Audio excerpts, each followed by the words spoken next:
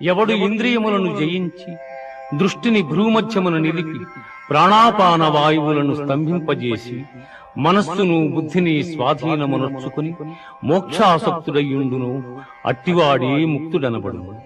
భోక్తారం యజ్ఞతపసాం సర్వలోకమహేశ్వరం సుహృదం సర్వభూతానాం జ్ఞాత్వా మాం శాంతిమృచ్యతే.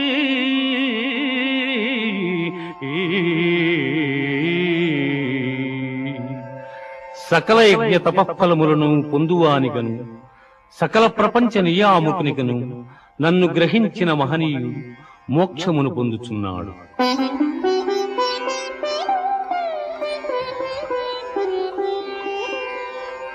యం సన్యాస ఇతి